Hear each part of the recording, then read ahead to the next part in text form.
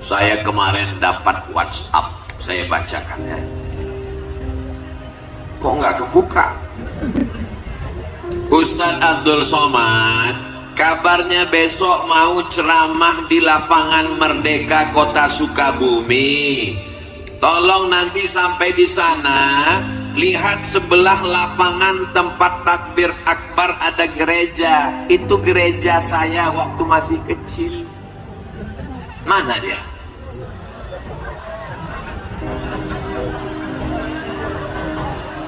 Ikhtilaf jamaah, ada yang nunjuk ke sana, ada yang nunjuk ke sana. Orang Sukabumi, kota santri, mayoritas muslim, apakah bisa bersama dengan saudaranya yang berbeda agama? Kalau berbeda agama saja bisa, apalagi sesama. Asyhadu an la ilaha illallah wa asyhadu anna muhammadan. Yang susah itu beda pilihan politik, Pak Ustaz. Makanya ketika ke masjid jangan bawa baju yang ada tulisan. Pakai baju polos kayak Ustaz Somad.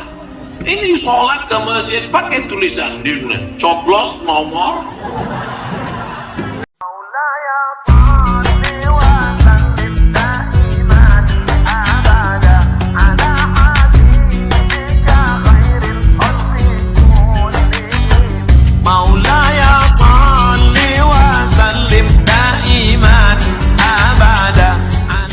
Kabarnya kata Pak Ketua DPRD, ini tadi hujan sampai jam 7.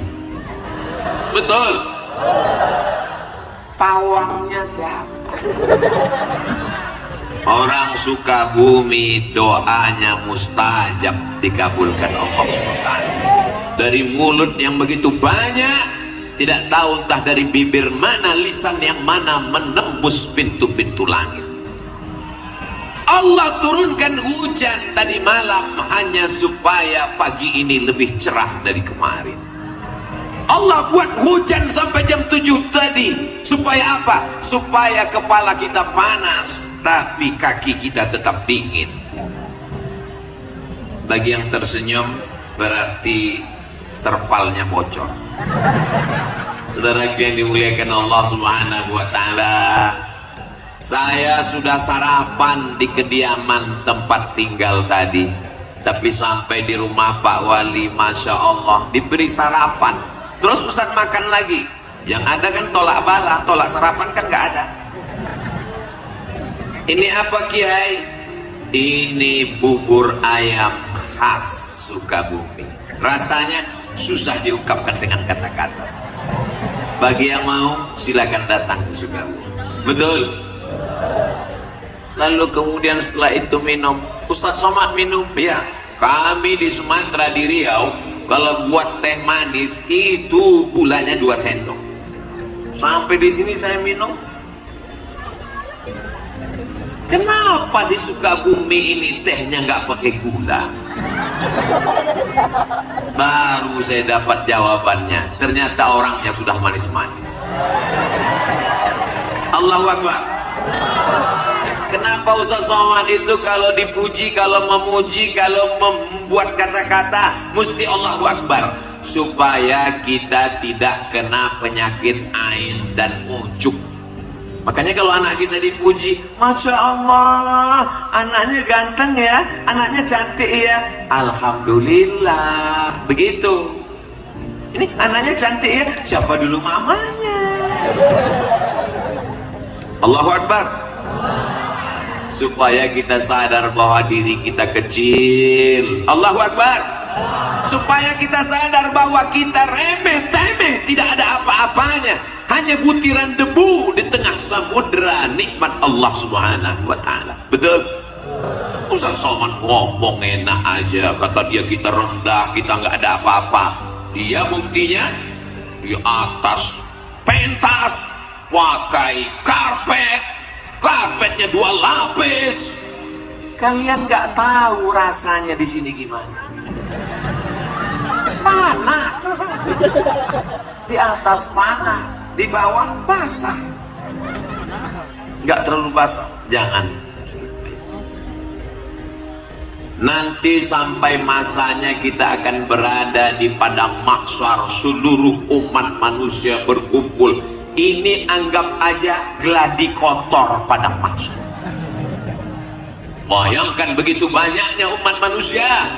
Andai ada bapak yang terpisah dengan ibu, bagaimana cara mencari? Di sebelah sini ibu-ibu semua, walaupun ada bapak-bapak yang terjebak di tengah ibu-ibu. Yang sebelah sini bapak-bapak semua, Masya Allah, tabarakallah, bawah penuh, naik ke lantai atas, rupanya di tangga juga ada. Allahu Akbar. Bagi yang kunang-kunang, sakit kepala, pusing, jangan khawatir, ambulan sudah siap. Bagi yang terasa kehausan, jangan cemas, damkar di belakang ready. Nanti kalau udah terasa agak menyengat, kasih tahu saya, angkat 3 jari, saya akan panggil, buka mulut. Semuanya baik-baik saja insya Allah, amin. Di antara yang akan mendapatkan naungan di padang mahsyar ketika panas terik, tidak ada tempat bernaung. Wa takunul jibalu kal'inil manfush.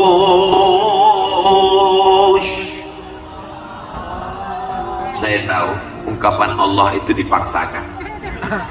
Suara saya tidak semerdu suara orang Sukabumi. Alamnya indah, tanam-tanamannya hijau, kotanya bersih. Kesan saya pertama melihat jalan-jalan di Sukabumi bersih. Kita jaga kebersihan ini insya Allah. Kotanya bersih, jalannya bersih, hatinya bersih, pikiran bersih insya Allah, amin. Sampai-sampai ini bukan baru sekarang aja, bukan Abdul Somad aja yang ngomong begini. Apa kata orang Belanda dulu mengatakan ini kota? Apa kata dia tentang kota ini? Kota yang memabukkan, tapi isinya bukan pemabuk. Kenapa memabukkan? Membuat orang terlena dan terpukau. Tapi kata Kiai tadi, Ustadz Somad, tolong Sukabumi jangan diterjemahkan ke bahasa Arab.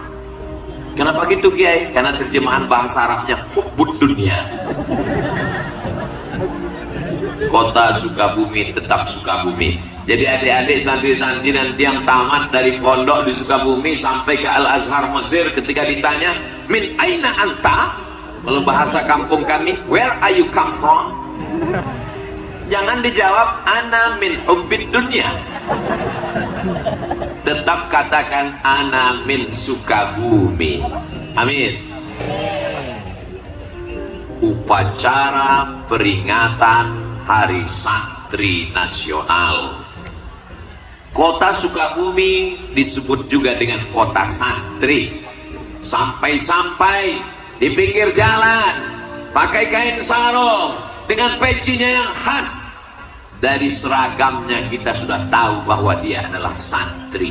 Dan yang di hadapan saya ini, saya tidak santri Pak Ustadz. Kalian mungkin bukan santri, tapi melahirkan santri. Saya bukan santri Pak Ustadz, kalian mungkin bukan santri, tapi kalian adalah wali. Saya nggak wali, wali santri. Saya bukan santri Pak Ustadz, kamu mungkin bukan santri, tapi kamu insya Allah akan dipinang oleh santri. Yang bilang amin yang belum nikah aja. Anak udah 3, amin. Doa Pak Ustadz untuk anaknya insya Allah, amin. Santri itu rukunnya ada 5. Yang pertama ada masjidnya. Man bana masjidan, siapa yang bangun masjid, banallah mislahu baitan fil jannah, maka insya Allah dibangunkan Allah satu tempat di surga. Jangan mati sebelum bangun masjid, amin. Saya ini Pak Ustadz gak ada uang. Innama amruhu iza arada syai'an ayakula lahu kun. Sulitkah bagi Allah? Zalika 'ala Allahi yasir. Mudah bagi Allah Subhanahu wa ta'ala. Bapak cari uang, bisnis, Alhamdulillah Ustaz Somad, nanti kalau Ustaz Somad sampai ke Sukabumi nampak kelihatan itu menghijau, itu kebun Pak Ustaz. Kebun siapa? Nggak tahu punya siapa. Kebun sejauh mata memandang, cukup untuk 7 keturunan. Insya Allah kalau mati meninggal dunia tidak ada yang tersisa, diambil ahli waris. Betul? Ibu mohon maaf, jangan tersinggung, jangan marah, jangan sakit hati, jangan katakan saya Ustadz provokator. Janji? Siap? Bisa? Kalau bapak meninggal, ibu mau ikut? Saya bukan mau merusak hubungan kalian, Beb. Saya cuma mau ngasih tahu bahwa yang kekal abadi adalah bangun masjid. Masjidnya apa namanya? Masjid Agung. Masjid apa namanya? Islamic Center. Masjid apa namanya? Masjid Al-Ikhlas. Ustaz Somad, itu namanya masjid apa? Masjid Insya Allah. Kenapa? Nggak selesai-selesai. Saudara yang dimuliakan Allah Subhanahu wa ta'ala, ma la yudraku kulluh la yudraku kulluh. Kalau tidak bisa bangun semuanya, jangan tinggalkan semuanya. Kamu pernah bangun masjid? Pernah. Tapi kamu kan orangnya nggak kaya. Memang aku nggak pernah bangun masjid secara utuh. Terus aku cuman kasih AC-nya, iuran 2.000. Insya Allah masuk surga dapat anginnya dikit aja. وَمَنْ يَعْمَلْ مِثْقَالَ ذَرَّةٍ خَيْرًا يَرَهُ. Sebesar biji sawi pun amal. Innallaha la yudhi'u ajral muhsinin. Allah tidak menyia-nyiakan balasan orang yang berbuat baik. Selagi ada kekuasaan, tanda tangan di ujung jari, pakai untuk membangun masjid. Betul? Kenapa Ustaz sampaikan begini? Nih di belakang saya ada orang-orang yang dititipkan Allah jabatan dan kekuasaan, pakai bangun masjid. Saya diundang oleh salah satu kantor, keluar dari kota, masuk jalan, lewat hutan, sudah tertidur, bangun lagi, tidur lagi, bangun lagi, belum sampai juga. Sampai akhirnya kami pun di lokasi. Saya tanya, ini yang mau kita tuju? Iya. Acara kita apa? Peresmian musola. Musola kecil. Dalam hati saya, apa? Balon siapa terbang?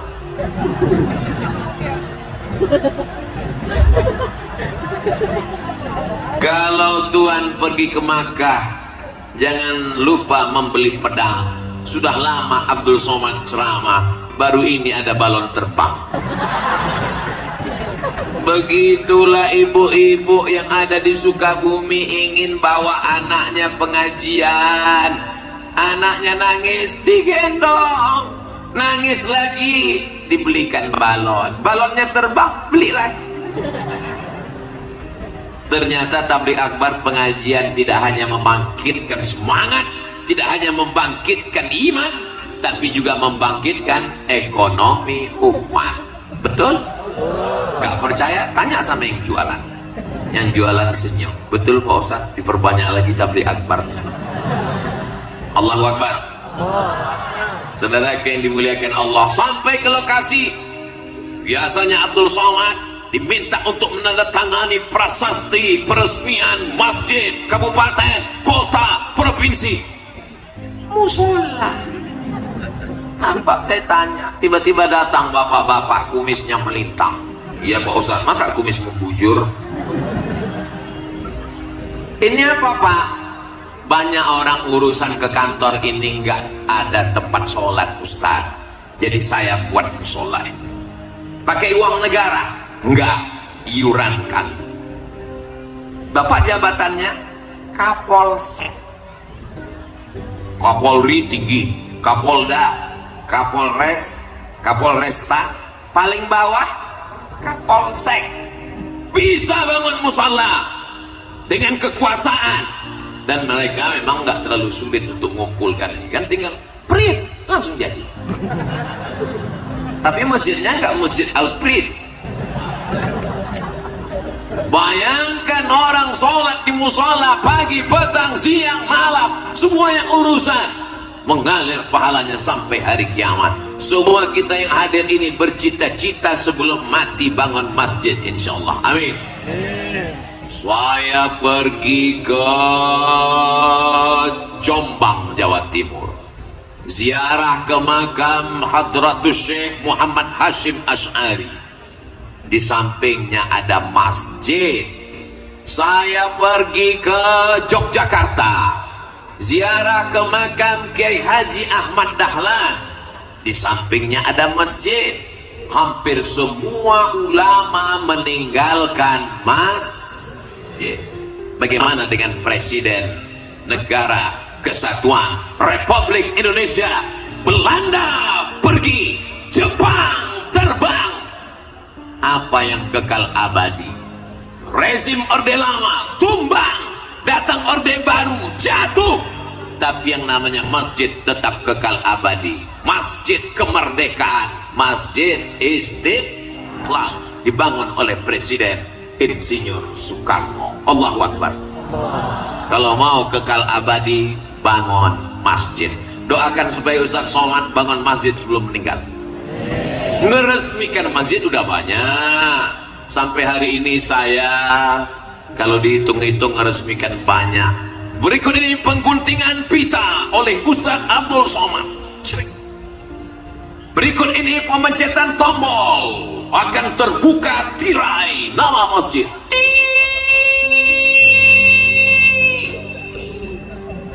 Nggak terbuka, macet. Berikut ini penandatanganan prasasti oleh Abdul Somad.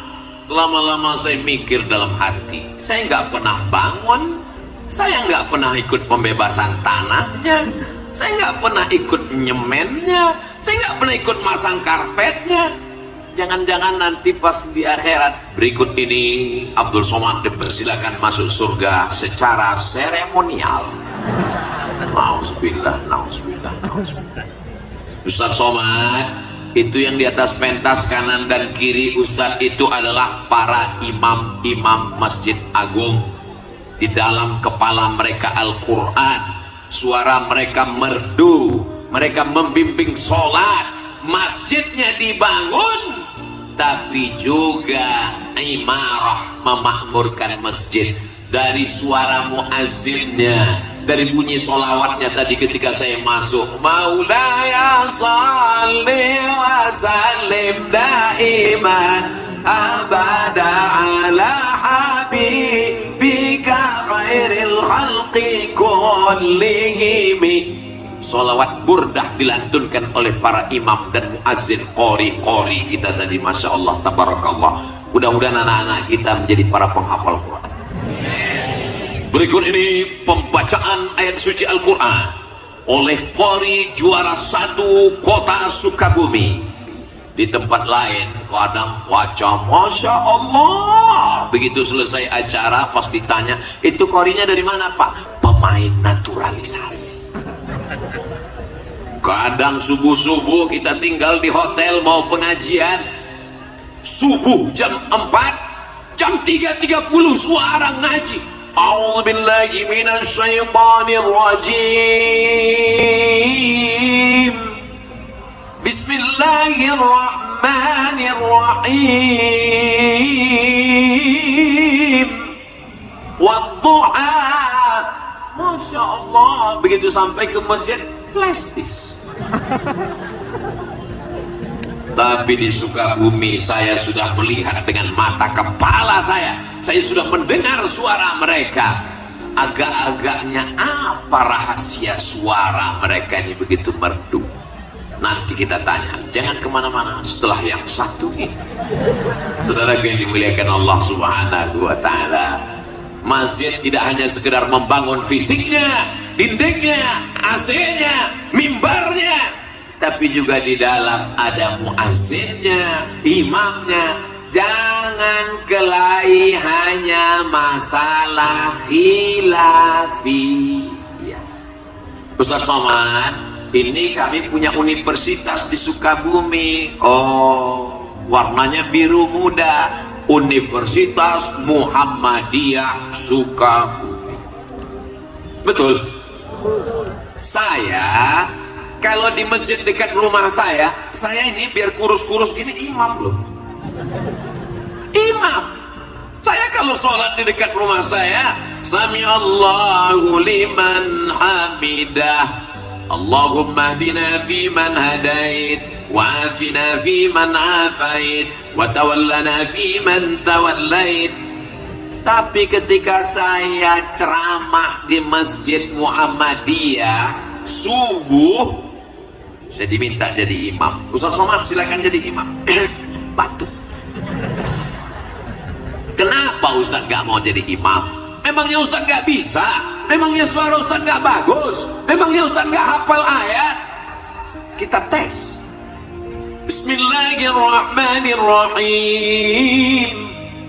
Alhamdulillahi Rabbil Alamin, Ar-Rahmanir-Rahim, Maliki Yaumiddin, Iyyaka na'budu wa iyyaka nasta'in. Kalau Ustaz bisa jadi imam, kenapa nggak mau maju ke depan? Saya tahu di masjid itu bismillahnya sir. Alhamdulillahirabbil alamin. Saya tahu di masjid itu kalau iktidal sami Allahu liman hamidah gak baca kunut, karena mereka pakai mazhab Ahmad bin Ambal, mazhab Imam Ambali. Imam Ahmad bin Ambal, Imam Ambali muridnya Imam Syafi'i, tidak pakai kunut, masih dalam ahlus sunnah wal menjaga masjid. Bagus, tapi menjaga persatuan dalam masjid mesti kita lestarikan. Maka jalan yang paling aman, jalan tengah adalah persilakan imam tetapnya maju ke depan. Apa susahnya ngaku batuk? Ustaz udah bohong, Ustaz kan gak batuk. Saya kan suara saya agak serak-serak dikit habis ceramah. Persatuan lebih diutamakan. Allahu Akbar. Saudara yang dimuliakan Allah Subhanahu wa Ta'ala, dalam satu agama, sedangkan beda agama aja kita bisa bersejaga persatuan. Betul? Saya kemarin dapat WhatsApp, saya bacakan ya. Kok nggak kebuka? Ustadz Abdul Somad kabarnya besok mau ceramah di lapangan Merdeka Kota Sukabumi. Tolong nanti sampai di sana lihat sebelah lapangan tempat takbir akbar ada gereja. Itu gereja saya waktu masih kecil. Mana dia?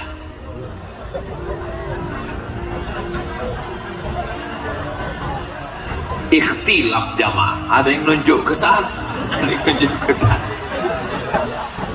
Orang Sukabumi, kota santri, mayoritas muslim, apakah bisa bersama dengan saudaranya yang berbeda agama? Kalau berbeda agama saja bisa, apalagi sesama asyhadu an la ilaha illallah wa asyhadu anna muhammadan. Yang susah itu beda pilihan politik, Pak Ustaz. Makanya ketika ke masjid jangan bawa baju yang ada tulisan. Pakai baju polos kayak Ustaz Somad. Ini sholat ke masjid pakai tulisan di sini, coblos nomor.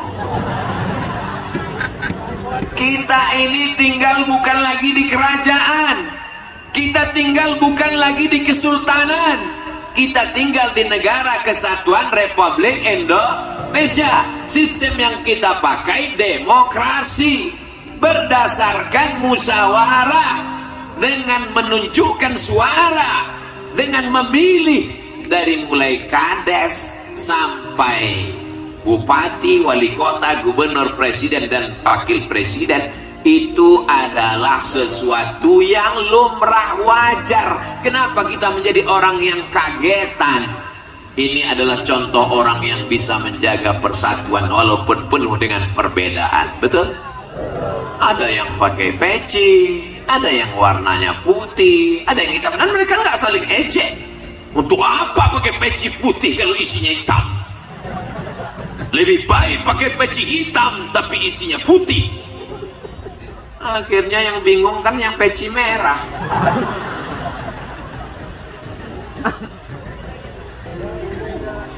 Ustaz Somad kenapa pakai peci merah?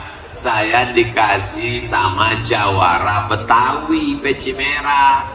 Jadi saya pakai. Kalau kita dikasih sesuatu, Bu, kita pakai. Supaya apa? Wa amma bi ni'mati rabbika fahaddits. Jangan kita simpan, khawatir nanti yang ngasih loh, jangan-jangan udah dijual. Kita pakai, oh peci Ustaz Somad. Dan saya lihat ternyata kalau pakai peci merah itu, Masya Allah. Tadi waktu di jalan, nggak bohong, banyak saksinya, teriak jamaah di jalan, Ustaz Somad ternyata lebih mudah. Saudaraku yang dimuliakan Allah, tapi hakikat maknanya adalah merah darahku, putih tulangku, Negara Kesatuan Republik Indonesia. Allahu Akbar. Saya melihat ke bawah ini, gimana perasaan Ustaz Somad melihat ke bawah? Seperti pelangi sedang turun ke bumi. Merah, kuning, kelabu, hijau, oranye, merah. Masya Allah. Mudah-mudahan jilbabnya cepat lunas. Ustaz Somad suhuzon. Namanya doa. Saudara yang dimuliakan Allah Subhanahu wa Ta'ala. Rukun yang pertama masjid. Ajengan kiai alim ulama tuan guru Buya membacakan kitab. Lalu kemudian datanglah murid-murid. Murid itu bahasa Arab, diambil dari kata arada yuridu iradatan. Muridun, orang yang punya keinginan kuat. Murid-murid, upin ipin. Muridun, orang yang punya keinginan. Bahasa kampung Ustaz Somad, student. Berasal dari kata study, belajar. Orang yang belajar disebut dengan student. Lalu kemudian kita menyebutnya santri. Bahasa asli Nusantara untuk para penuntut ilmu, meninggalkan kampung halamannya, ayahnya, ibunya, jauh dari perantauan demi untuk menuntut ilmu. Man kharaja fi talabil ilmi, siapa yang keluar rumah dengan niat menuntut ilmu, fahuwa fi sabilillah, maka dia berada di jalan Allah hatta yarji'a, sampai dia pulang ke rumah. Kalau dia mati, mati dalam keadaan mati syahid insyaallah. Kok diaminkan? Diaminkan supaya dia istiqomah Pak Ustadz, bukan didoakan supaya mati. Ibu bisa menjaga anak ibu 24 jam dari pagi sampai petang malam sebelum tidur sampai tidur? Gak bisa. Bapak sanggup menjaga, mengontrol anak dia pergi ke mall, jajan, belanja, main, pacaran? Gak bisa. Yang bisa menjaganya adalah pesantren. Kiai sudah bangun sebelum santri bangun. Dan ketika malam santrinya tidur duluan, kiai mengontrol siapa yang belum tidur, siapa yang sudah tidur, siapa yang pura-pura tidur. Begitulah mereka mendidik anak kita. Sebetulnya yang mendidik anak-anak ini kita, tapi karena kita tidak sanggup, kita tidak mampu, maka kita serahkan ke pesantren. Assalamualaikum Ustadz, Kiai, ajengan, Tuan Guru, Buya. Ini anak saya, tolong didik dunia akhirat, saya tidak mampu. Bagi yang sudah menyerahkan anaknya ke pesantren, alhamdulillah. Bagi yang belum menyerahkannya, insya Allah. Bagi yang sudah saya kasih tahu gak juga mau, innalillah. Mudah-mudahan anak-anak kita selamat dari narkoba, selamat dari zina, selamat dari geng motor, selamat dari LGBT, selamat dari aliran sesat, selamat dari kena pelet, selamat dari semua yang merusak akal pikirannya, selamat dari judi online, selamat dari game online. Amin. Siapa yang bisa mengontrol anak kita di kamar? Nanti kalau dia minta kamar yang besar nggak kita kasih, mama nggak sayang ya sama aku. Kalau kita nggak kasih mobil, papa nggak sayang ya sama gue. Kalau nggak dikasih motor, akhirnya dibelikan. Sesungguhnya kita sedang menjerumuskan anak kita ke dalam lubang neraka jahanam. Kalau sayang dengan anak, letakkan dia di pondok pesantren, insya Allah selamat dunia akhirat. Amin. Bapak wali kota, masya Allah, tabarakallah, wali kota, jabatan tertinggi di kota, punya pesantren 2, fid dunya hasanah wa fil akhirati hasanah. Lewat kekuasaan politik, lewat pendidikan agama. Inilah yang bisa menjaga Sukabumi tetap baldatun thayyibatun wa rabbun ghafur. Tidak ada yang bisa menyelamatkan anak bangsa ini. Siapa yang sanggup mengontrol anak-anak kita di tengah malam? Tapi para ajengan, para ulama mendoakan sampai apa kata mereka, ya Allah, selamatkan anak-anak ini. Rabbi habli minas salihin. Semua anak-anak bapak ibu yang hadir maupun yang tak hadir, semuanya menjadi anak yang soleh dan solehah insyaallah. Tahun 1975 ajengan kiai sudah tamat dari Al-Azhar Kairo, Mesir. Artinya apa? Ada orang tua di Sukabumi 48 tahun yang lalu sudah ikhlas melepas anaknya terbang ke Al-Azhar Kairo. Padahal waktu itu belum ada video call. Beda kalau ada di antara bapak ibu yang melepas anaknya santri keluar kota pergi ke Mesir.